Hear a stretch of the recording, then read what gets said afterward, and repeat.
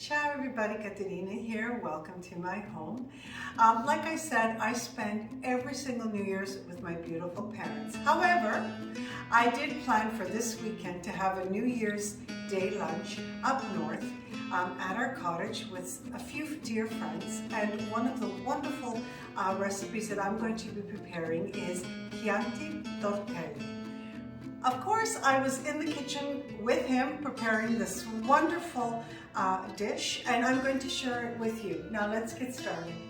I'm going to start with the pasta dough first. This is a really wonderful, unique, different pasta recipe, and we're going to start off with semolina flour. So I have 3.5 cups here. I'm going to add it to my mixer. You're going to need your dough hook. Okay, I'm just going to aerate it a little bit. I'm going to add 2 pinches of kosher salt, 3 eggs, large eggs at room temperature. I'm going to add 1 at a time. And 3.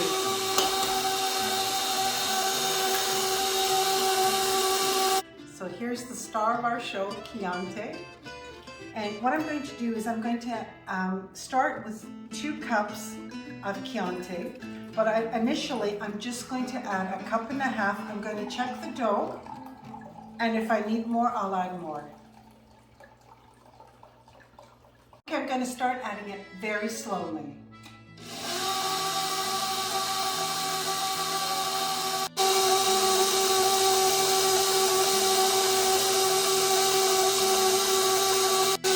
Okay, so this is what you want. You want the dough to collect around the hook. Now I'm just going to let the dough knead it for 5 minutes, and I ended up using 1.5 cups of Chianti. That's why it's very important to go very, very slowly. Okay, so here's my beautiful dough.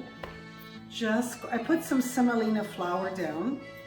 Now I'm just going to divide it in half, put it in plastic wrap. So here they are. Nice and covered up. Now we're just going to put them in the refrigerator for 2 hours. So now we're going to start with the filling for our tortelli. Here is a bunch of asparagus. I love asparagus. We're just going to prepare it. Okay, to prepare the asparagus, we're going to cut. The first thing we're going to do is we're going to clean them. So we're going to cut about 2 inches from the bottom. The woody part, you don't want that. Now we're going to cut the tips of the asparagus for the garnish.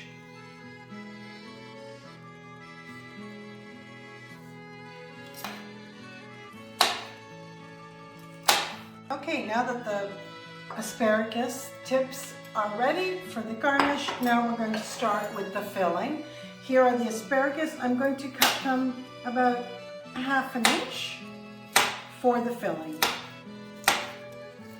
I'm going to saute the asparagus in 2 parts. First, I'm going to do the stalks for about 5 minutes in 1/4 cup of butter. So my asparagus are sauteing beautifully for about 5 to 7 minutes when they're nice and crisp. Okay, it's been 7 minutes. I tasted one, they're perfect. I'm just going to place them on some paper towel. And I'm going to leave the butter here for the sauce for when I add the asparagus tips and the sage. To the goat cheese, I'm going to add 1 egg.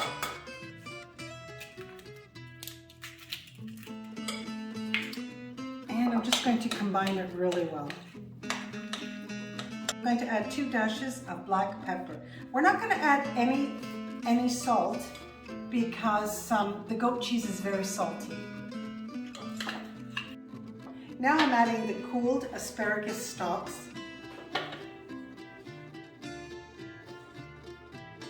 Now to finish this up, I have around a tablespoon of pecorino cheese. And we're done, the filling's done. Okay, I'm just going to wrap this with plastic wrap, and in the fridge it's going to go while we get the pasta ready. So I'm going to start making the sauce because the sage has to infuse inside the butter and olive oil. So here I have about 1/2 cup of butter. I'm going to add 4 leaves. So we're going to let the sage infuse. Now that the butter has melted, I'm going to add a splash of olive oil. Okay, now I'm going to add a little bit of salt. We'll taste it later. A little bit of black pepper.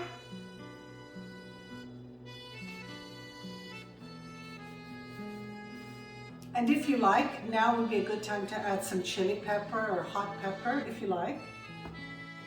Okay, now that it's sauteing nicely, now I'm going to add the asparagus tips. And I'm going to let these saute until they're crispy. Okay, this is ready. We're just going to leave it alone. We're going to let the sage infuse and everything, all this goodness all stay together. Turn off the stove, leave it, and now we can start rolling out our pasta dough. Okay, so here's one of my pasta doughs. I am just going to roll it out. Very, very thin. It has to be very, very thin. And you need to use the semolina as bench flour. I divided the dough into 3 parts. And this is how you know the dough is ready, when you see your fingers. Now I'm going to start cutting them. And I'm going to do them in 3-inch squares. So out of that piece, I've got 5 3x3s. Now to this, I'm just going to add a little bit of the filling in the center.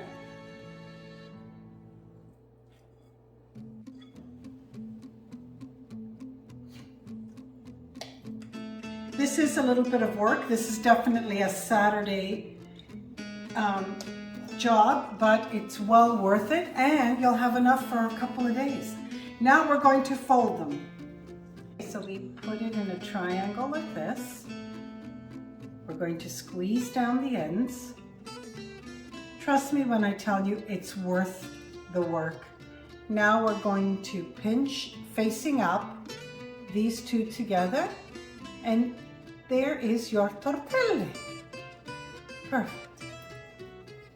Okay, my tortelli are ready. Now what I'm going to do is I'm going to put them in the refrigerator for about 2 to 3 hours, and then I'm going to put them in freezer bags. I'm going to place them in the freezer, and tomorrow morning I put them in a cooler and we're ready to go up north with them and ready to cook. But for now, I'm going to cook some for now and taste it for you. Now I would recommend 3 to 4 per person. They're quite filling.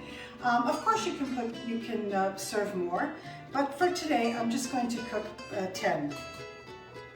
Now I'm going to let them boil for about 5 minutes.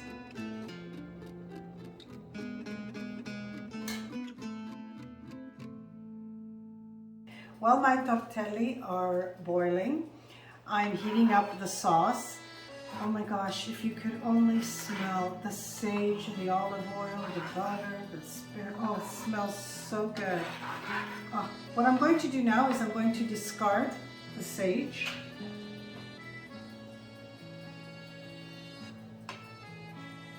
While my tortelli are boiling, I'm just heating up the sauce. Good. I must tell you, I love cooking for my parents.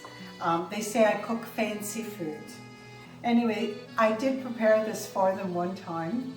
My father ate 8 in one sitting and my mother 6, and they didn't look up. That's how delicious this is. Okay, they're ready. Once they float to the top, I leave them for an extra couple of minutes, and now I'm going to add them to the sauce.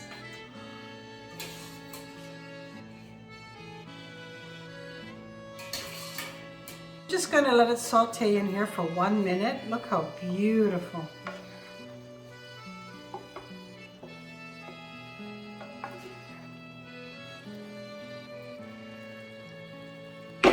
And it's done. Okay, this is how I like to plate it.